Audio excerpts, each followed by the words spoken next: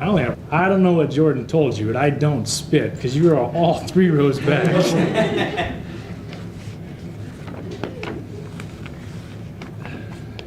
I can pick on Jordan because he picked on me for a long time. It's really neat to get the opportunity to come here. I was telling Brother Graber, I've never been to this building for a church service. I haven't been here in 15. Last time I was here was 10 years ago for Jordan and Claire's wedding. And I painted the ceiling with my dad. That was the only time I've been in the building. And that was about 15 years ago. So I've never been able to enjoy the building. I haven't been up here. So it's a really good opportunity to come. And my wife's never been up to Traverse City. Of course, she's from Tennessee. And so this was neat for her to get to come up. And but that's not the thing I think I hold as close to my heart as just being here and seeing everybody. When you're trying to explain to Alyssa, growing up in Wauseon, we were already connected with this church because of your previous pastor, because of family. My grandfather lost his wife here in Traverse City in a fire back in the 70s when he was pastoring this church. And it's a blessing to come and see that everybody's still contending for the faith. And I don't say that lightly. In Wauseon, and we have some of our members here, Brother Jason and I lead our youth group at church together, and we're very fortunate to have so many young kids in our group, and I kind of see a lot of similarities how I grew up, but in Wauseon, we really didn't have anybody. It was my brother and I, a couple kids that visited from time to time, and for the first 15 years, it's an innumerable amount of times that I was in Frankfort, or Traverse City, or Streamwood, and the only church I didn't get to know until I was about 15 was Flat Rock. And that's been a great relationship to learn that. So my heart is warm just being here and seeing everybody. It was exciting. Dad and Mom, they drug us everywhere. We'd get in the car and we'd go preach some places, and then the kids wouldn't come up and talk to you if there were kids or there wasn't kids that existed. And if any of you ever get called into the ministry, some of the hardest part about that is the travel and first stepping into the door. And so as it got easier, I've watched all the Plumondon family. They were my friends. It was come up here and Barb and Keith were playing football somewhere, or whatever the case may be. And Jordan was, unfortunately, my best friend for many years, even though we didn't get along. So it's a blessing to be here. And I'm certainly thankful to be here and to see all of you guys. It's good to have these experiences and this time of fellowship. Turn to Nehemiah Chapter 2.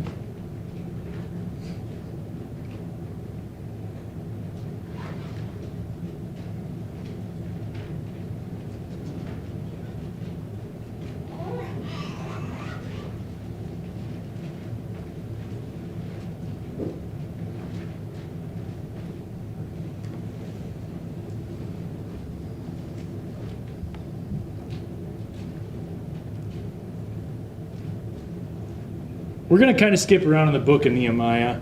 I was pretty convinced I was going to preach out of Habakkuk chapter 1 for the last few months. I even told Tim that. He's looking up at me thinking, well, I thought you said Habakkuk. I told Tim where I was going to be preaching and what I was kind of preaching on, and Sunday night, the Lord completely changed me. Completely changed where I was going to go. John and Casey will remember this last few times I preached was in Streamwood on New Year's Eve, and or just after New Year's, excuse me. And a couple years back, the story of Achan, you came close to my heart, and no, John, I'm not preaching on Achan again. You don't have to hear that. That'd be the 4th time for my wife, or 5th time maybe. But brother, what's that? Well, Brother Gordon ended and closed the service, and he said, there used to be a preacher that would say, build your wall and get out of mine. And that thought really stuck with me, but I couldn't figure out any type of message that I wanted to preach. And Sunday night, the Lord pricked my heart and had me read the book, and had me start reading Nehemiah. I started reading in chapter 4, and it's talking about Nehemiah building the wall. And this is often referred to from churches and from the pulpit on church building projects. A lot of churches, we built, and I remember there was reference made to the book of Nehemiah. I want you to think about it in the family aspect. There's a lot of young families. I'm a young family. Alyssa and I have been together, going on 10 years and married a little over 8. Most everybody in the room is around the same or less. I want you to think about what we're going to teach as your family. The title that I want to use, I don't know why, but I wrote it in the back, the very back of my notes.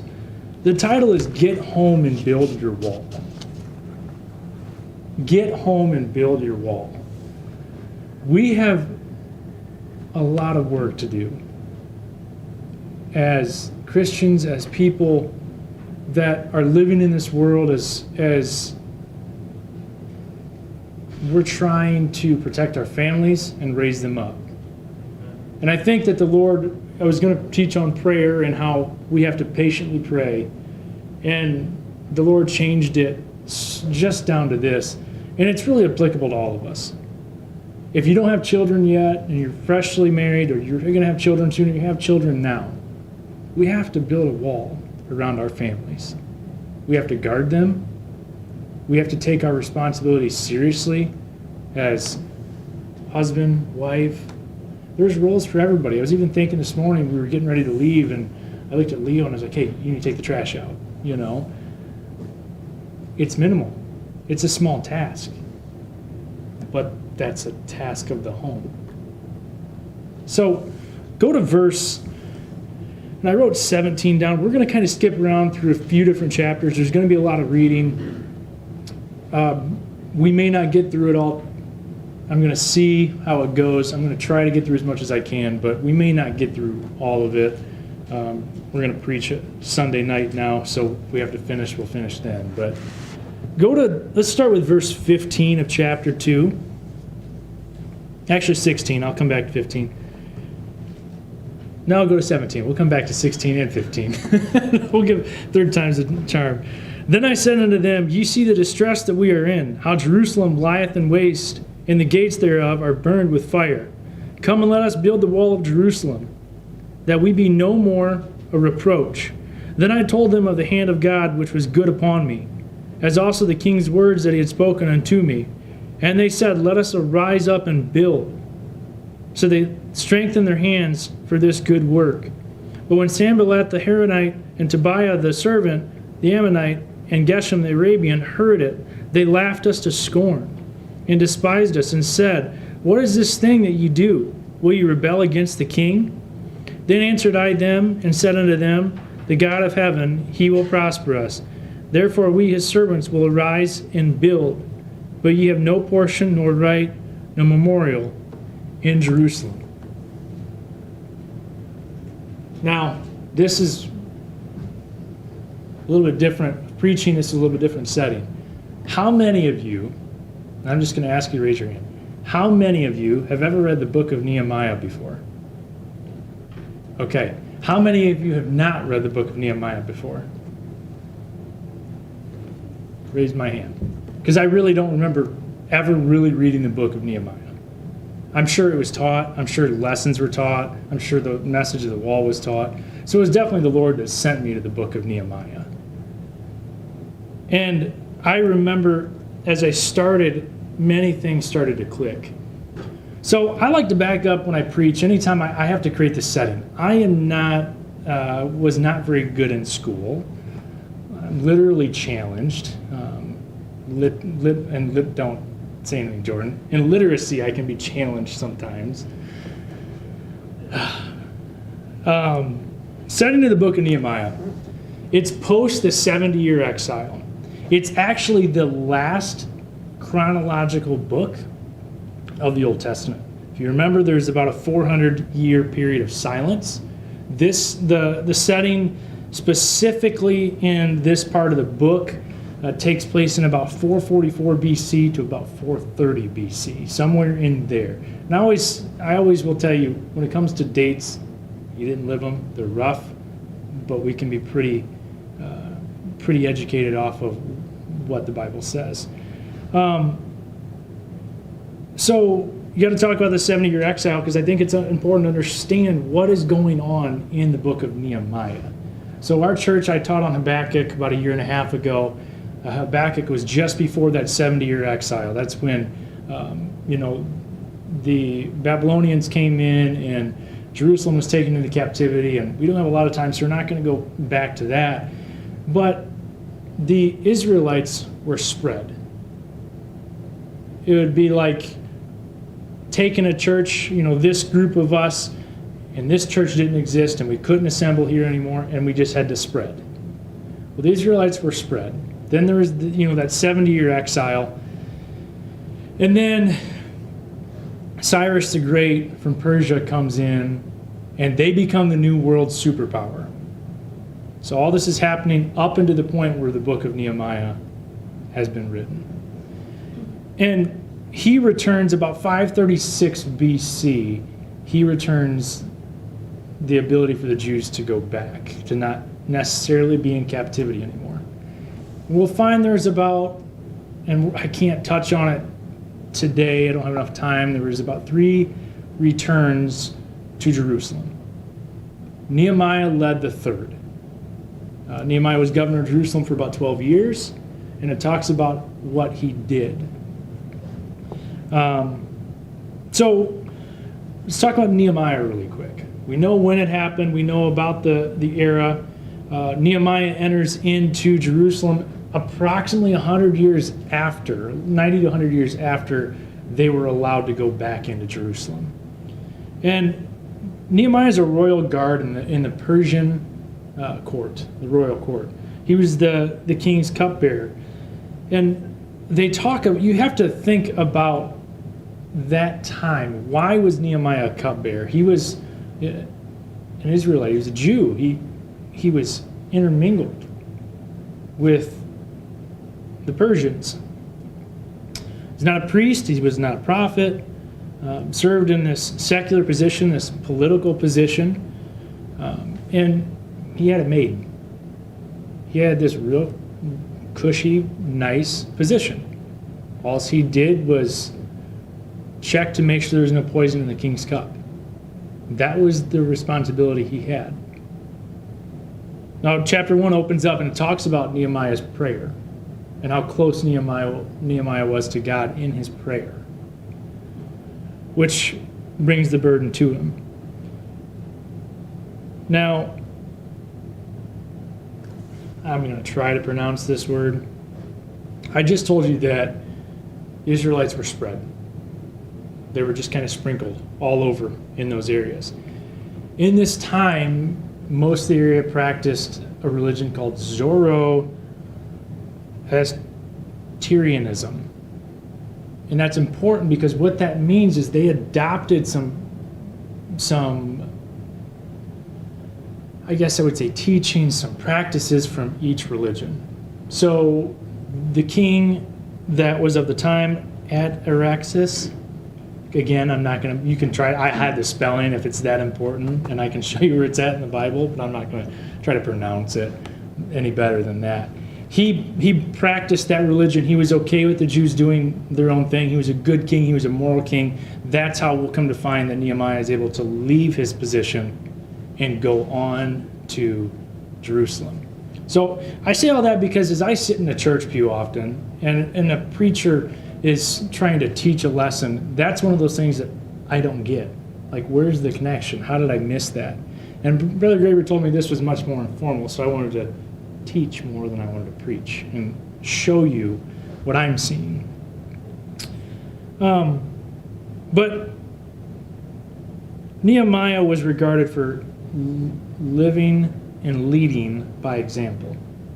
So, without going back and forth too much throughout the scriptures, because I don't have enough time to read chapters 1 through 5 like I would like to, we're going to dive in right now with chapter 2 and where Nehemiah is at in chapter 2. So in chapter 2, he's asked the king to come in. The king asked for a time of how long he's going to be. Though it's not named, I believe he told the king how long he was going to be gone to Jerusalem.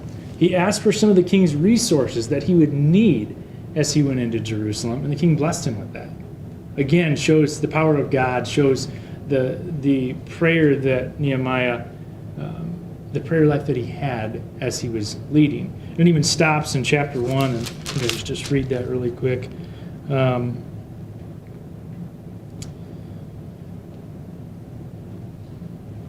Let's see here.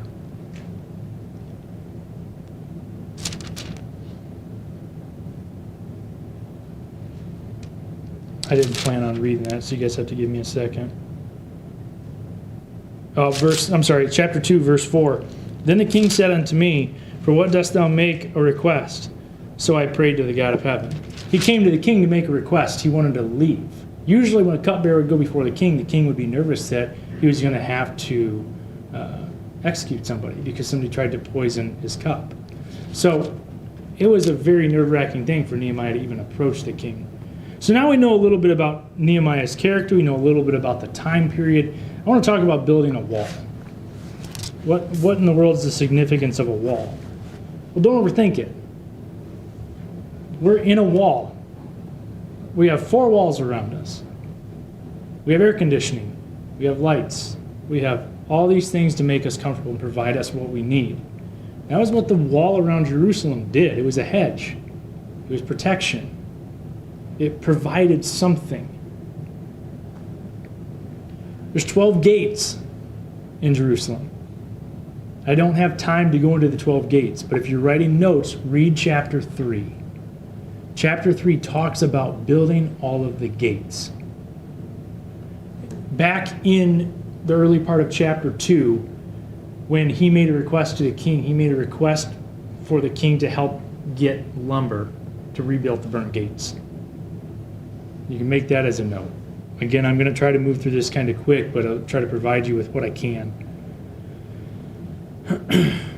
Something that I like to, maybe I'm a little nerdy with some of this stuff, but I like to take some fun facts out. Okay? The wall was broken down, the gates sat burnt in Jerusalem for nearly 100 years. So the people that are occupying Jerusalem for 100 years are stepping over rubble, broken down gates, broken down walls. There was a decree not to rebuild the wall in the mid-500s. And then King Cyrus relieved that as Persia controlled him. So go to verse 17. Then said I unto them, you see the distress that we are in, and how Jerusalem lieth in waste, and the gates thereof are burned with fire. That right there is exactly what I'm talking about when I say that the gates and the wall laid there for 100 years. When I said Zoroastrianism, or however that fancy word is, that even meant in the city of Jerusalem at that time. If you read on, and I encourage you to read on into chapter 6 and into chapter 7, chapter 8, it talks about how Nehemiah, after he built the wall, purified the city, made sure that the right people came in as they repopulated the city of Jerusalem to be a Jewish city. So there was practices of religion mixed in, there was people mixed in. People just stepped over the wall. They stepped over the gate. They simply inhabited the city because it was able to be inhabited at a certain extent. We see him reflect on the city. Now go to verse 12 of chapter 2. Verse 11, I'll just give you a little back. So I came to Jerusalem, and I was there 3 days, and I arose in the night. Who? The whole book of Nehemiah is wrote in first person. It's one of the few accounts in the Bible that is in first person. So Nehemiah is talking. And I rose in the night, and some few men with me. Neither told I any man what my God had put in my heart to do at Jerusalem. Neither was there any beast with me, save the beast that I rode on. Up to verse 15. Then I went up in the night by the brook, and viewed the wall, and turned back, and entered by the gate of the valley, and so returned.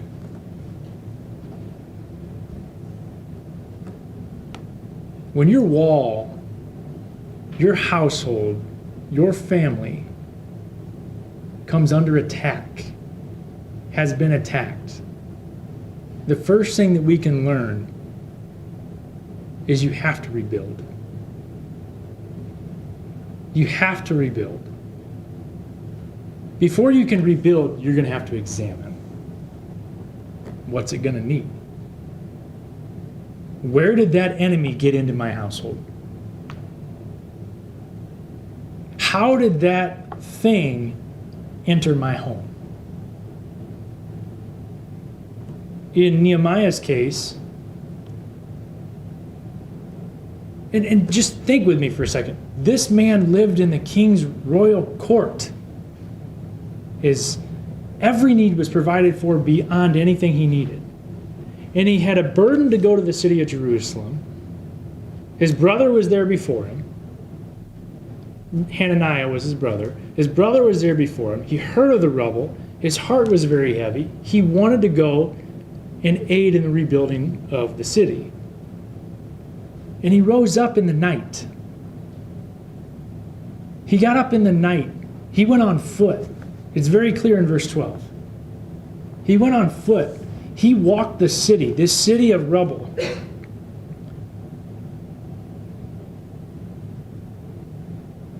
Verse 14 says, "And I went on to the gate of the fountain in the king's pool, but there was no place for the beast that I was under me to pass."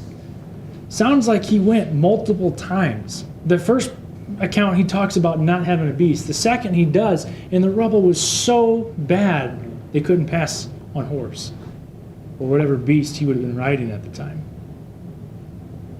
He chose to confront. He chose to confront what needed to be done. If there is sin in your household right now, you can walk around it for 100 years, or you can confront it, and you can fix it. Because it's just going to build. Nehemiah chose to confront it. If there is a weak point in your wall, in your gate, in whatever there is out there, confront it. Don't keep walking by it. If you don't have kids, if the Lord hasn't blessed you with children yet, it's a lot easier to confront it now and get things right than it is after your children. Because they're going to take a lot of energy. I say that most of them aren't in the room. They're going to take a lot of energy, they're going to take a lot of time. It's worth every part of it. But if you don't have the ability to do your best to try to lead your home spiritually, men and women, you have an equal part in that.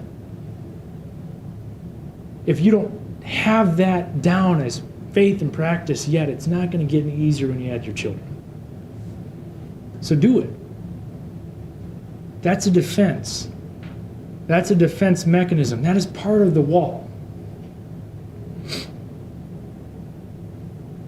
But I see Nehemiah demonstrating us wisdom, rising up in the night, going on foot. It's so easy when something, I had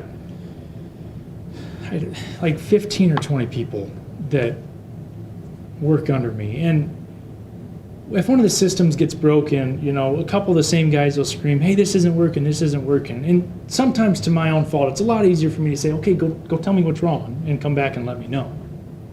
It usually doesn't get done and fixed unless I get up on my own, which I should do anyway, and go fix it myself. And it's a lot of the same thing in the households that we're dealing with. In your own house, you can sit there and watch it, or you can get up and fix it.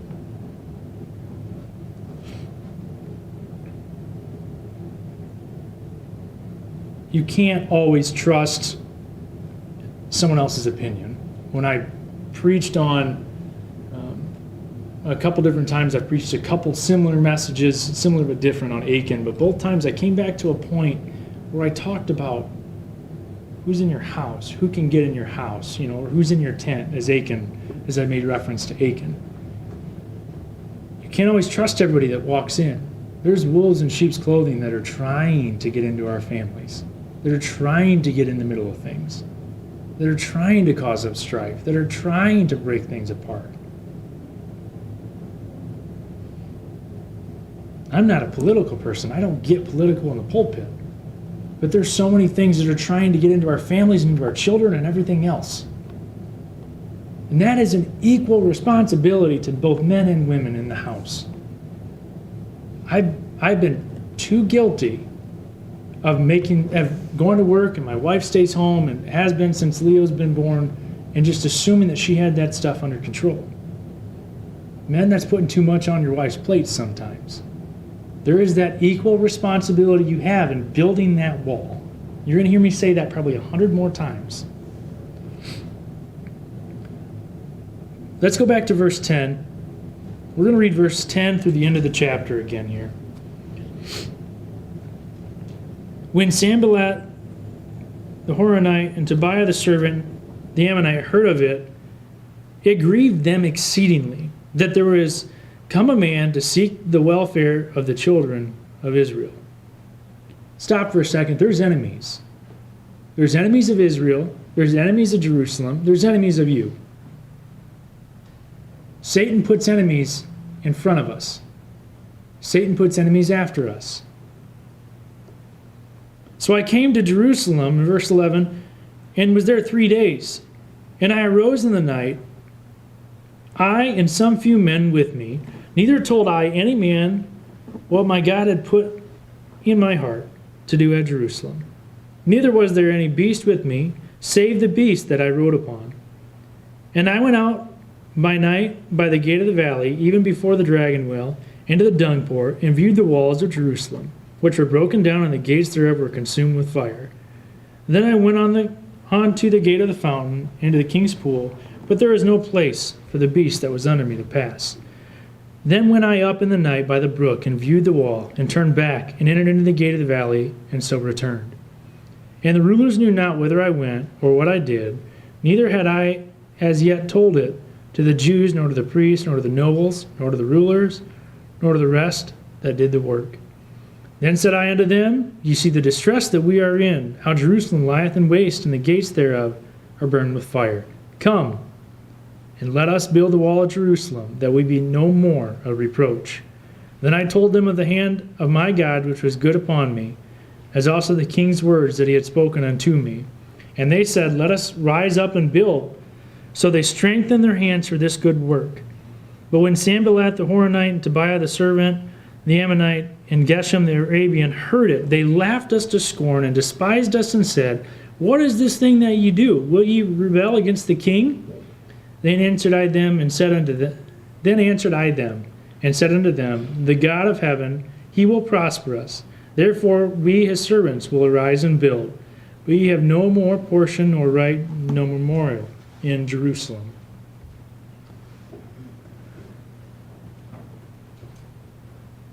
So either you have a wall built, or you have a wall broken. And if you've been married any time at all, you know that sometimes the wall gets broken. And you have to rebuild. And if you're just married, you're building. As you see in verse 4, with Nehemiah's burden.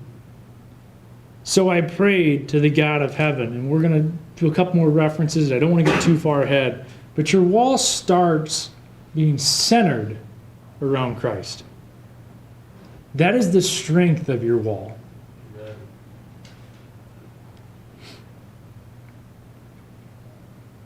I believe, and I say this to the men, we ought to do exactly what Nehemiah did. Rise up. I don't literally mean in the night. I mean confront. Rise up, confront whatever is there, examine the damage, and plan accordingly.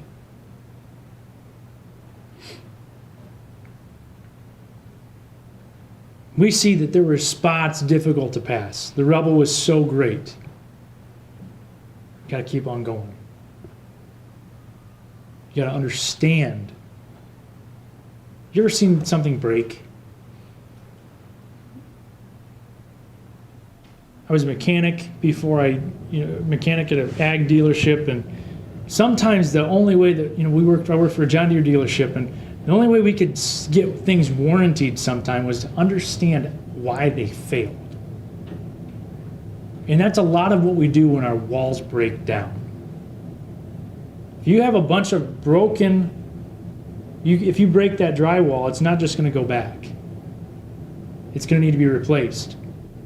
If there's a stone wall that's broken, you're not just going to be able to go over and pick up all the stones and set them back up. It's going to need work. You're going to have to figure out how to strengthen that stone again so it can be used as a hedge that it's supposed to be. So that means you have to get through the rubble. I consider getting through the rubble to be, again, I'm saying that maybe more as a metaphor, but I consider that to be one of the most difficult parts. Sifting through the rubble, sifting through the sin, sifting through the result. But then it's time to build.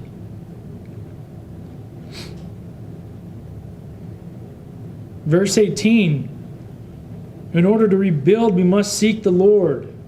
That's point 2. So point 1, examine the rubble and plan accordingly.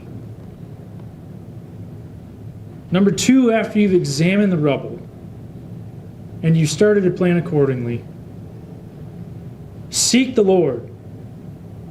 Seek Him to be the foundation of the wall. Seek Him for wisdom. Don't ever let somebody tell you that this old book is so archaic that it doesn't apply to today.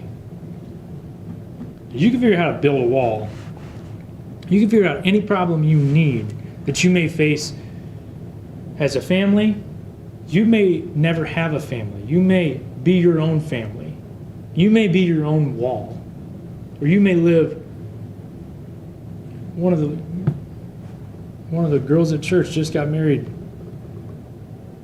after being on her own for 20 plus years last weekend. You may have your own wall for a long time before the Lord lets you join it with somebody else's. Don't ever get discouraged by that.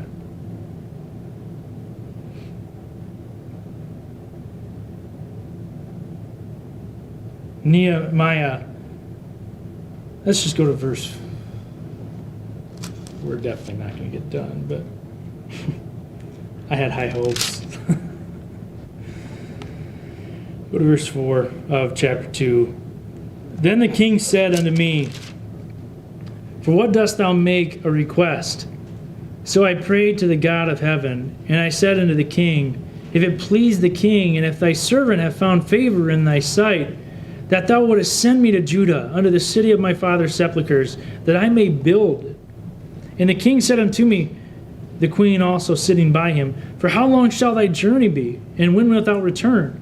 So it pleased the king to send me, and I set him a time. Moreover I said unto the king, If it please the king, let letters be given me to the governors beyond the river, that they may convey me over till I come into Judah.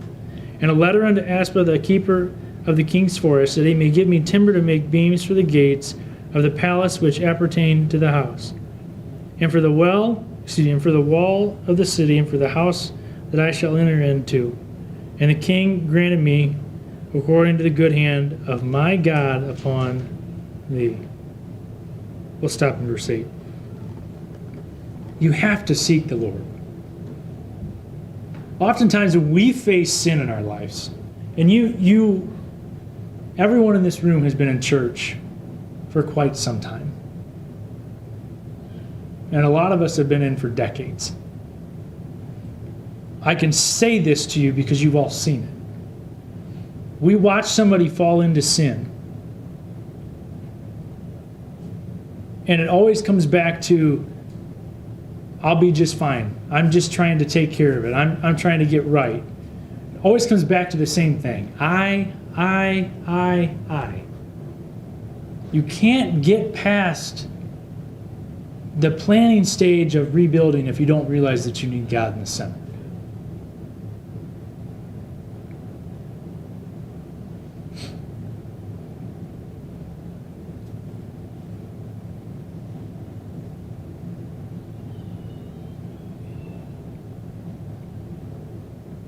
Just funny, all of a sudden I hear all of our kids out there.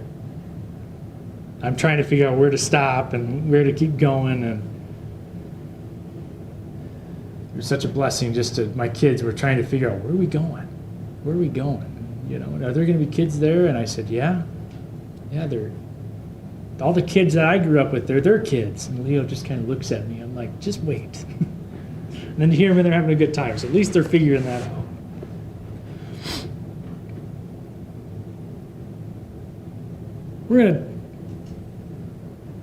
I'll give you the third point in case I don't see you again, but we're going to cut off before it gets too late, and we'll finish it on Sunday.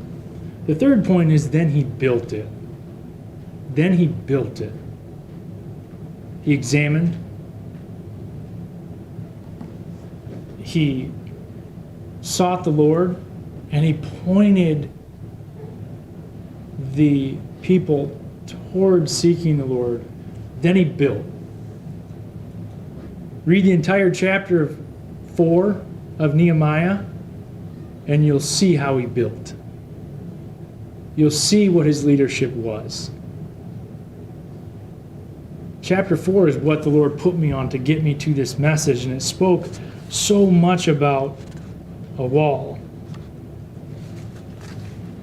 Little spoiler, the wall that sat in rubble for 100 years was built in 52 days. 52 days. I didn't have to find a historical graph for that. Go to chapter 6, verse 15.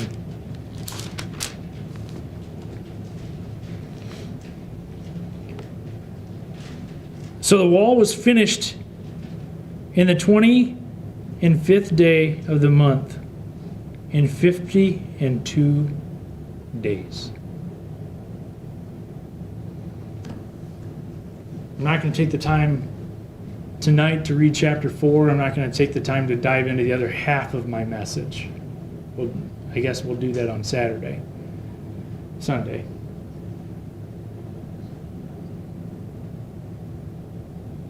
When there's work to be done, we are people that can procrastinate. I don't know about you guys, but sometimes when I don't want to know something, it can be procrastinated. When I know there's a little bit of a breakdown, just like your kids play, right? And they go and they break something. Leo came in, it was about a year ago, or not, it was 8 months ago, and he dropped his dirt bike like 2 weeks before.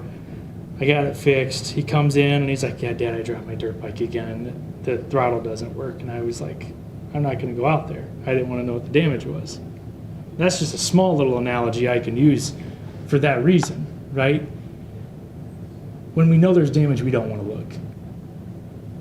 But the fact is, damage can be fixed quickly with swift action. Find out what the damage is. Pray about it. Figure out how the Lord would direct you to correct the damage and fix it. And it doesn't stop there. Now you have to be on defense. You will see if any of you go home and read chapter 4, you'll see how it was defended. You'll see how the wall was defended, how it was built, how brilliantly it was built, how efficiently it was built, and how it was defended.